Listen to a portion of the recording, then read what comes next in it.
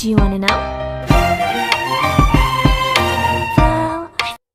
Assalamualaikum warahmatullahi wabarakatuh. Perkenalkan, nama saya Rofiah. Saya mahasiswa Universitas Trunojoyo Madura, program studi pendidikan guru pendidikan anak usia dini. Saya di sini akan membuat sebuah video untuk memenuhi tugas mata kuliah kemahiran berkomunikasi. Assalamualaikum warahmatullahi wabarakatuh. Alhamdulillahirabbil alamin. Assalatu wassalamu ala asrofil anbiya'i wal mursalin wa ala alihi wa sahbihi ajma'in, amma ba'du. Terima kasih kepada teman-teman yang berkenan hadir di acara webinar pada pagi hari ini. Saya selaku pemateri juga mengucapkan banyak terima kasih kepada teman-teman yang menyempatkan waktunya untuk hadir di acara webinar pada pagi hari ini. Jadi saya di sini akan membahas tentang pengembangan sosial anak usia dini. Apa itu pengembangan sosial? Jadi pengembangan sosial adalah pemerolehan kemampuan berperilaku sesuai dengan tuntutan sosial.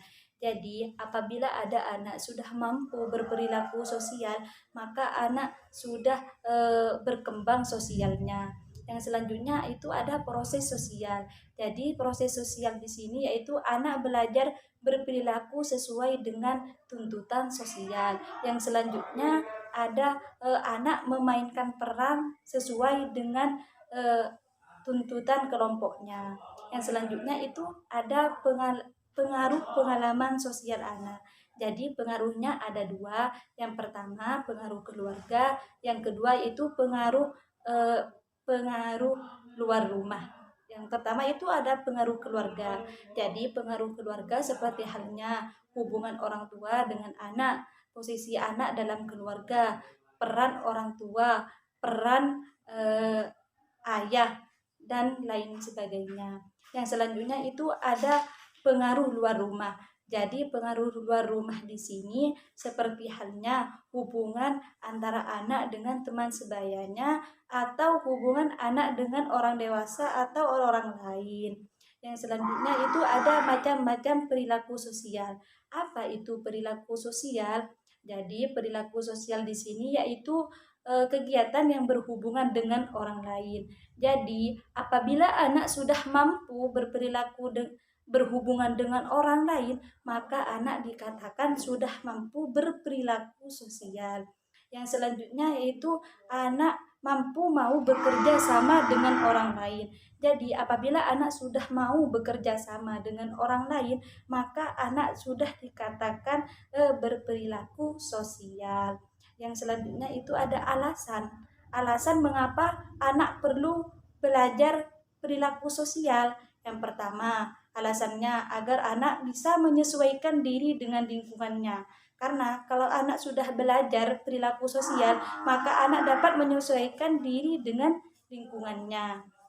Yang kedua itu agar anak dapat berperilaku baik dan dapat diterima dalam lingkungannya. Selanjutnya yaitu ada bentuk-bentuk perilaku sosial dan tidak sosial. Jadi perilaku sosial dan tidak sosial ini beda. Kalau perilaku sosial seperti halnya anak meniru, bekerja sama, tolong menolong, mau berbagi, dan lain sebagainya. Sedangkan perilaku tidak sosial di sini seperti halnya anak pembangkang, mau merebut mainan temannya, prasangka, dan lain sebagainya.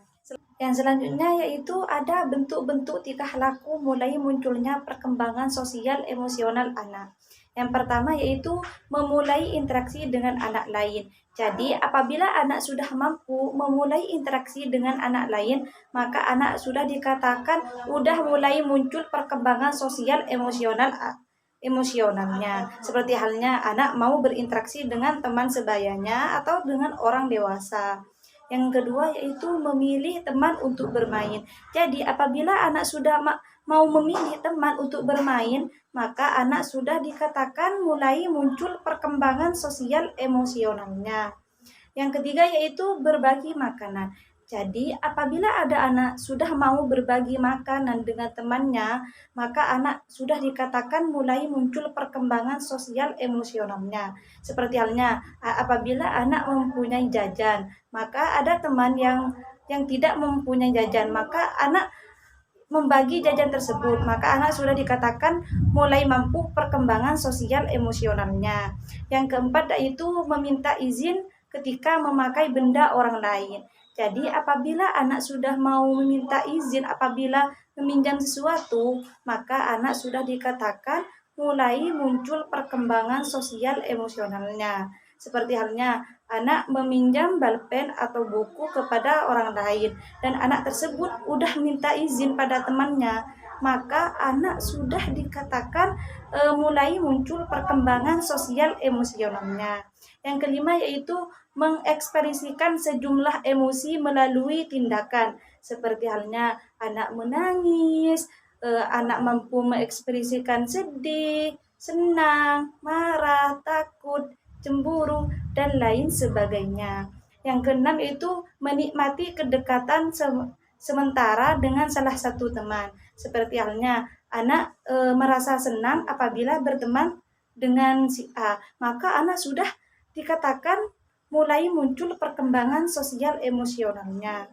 Yang ketujuh yaitu menunjukkan kebanggaan terhadap keberhasilannya. Jadi apabila anak sudah menunjukkan kebanggaan terhadap dirinya, maka anak sudah dikatakan mulai muncul perkembangan sosial emosionalnya. Seperti halnya ketika anak sudah mendapat juara dan anak tersebut sudah menunjukkan kebahagiaannya, maka anak sudah dikatakan mulai muncul perkembangan sosial emosionalnya. Yang kedelapan yaitu memecahkan masalah dengan saling bergantian. Apabila anak mempunyai masalah dan anak itu saling membantu dengan teman lainnya, maka anak sudah dikatakan mulai muncul perkembangan sosial emosionalnya. Jadi apabila kita sebagai orang tua harus mengetahui semua itu. Kenapa? Karena kita itu sebagai orang tua harus mengetahui bagaimana anak itu mulai muncul perkembangan sosial emosionalnya. Karena sosial emosional itu sangat penting bagi anak. Karena kenapa? Karena kalau anak sudah tidak bersosial, maka anak itu merasa jenuh dan anak itu merasa diasingkan oleh orang lain. Maka sebagai orang tua harus mengetahui eh, apa yang harus dilakukan oleh anak. Mungkin hanya itu yang dapat saya sampaikan. Monggo teman-teman kalau ada pertanyaan dipersilahkan. Sekian dari saya, kurang lebihnya mohon maaf. Assalamualaikum warahmatullahi wabarakatuh.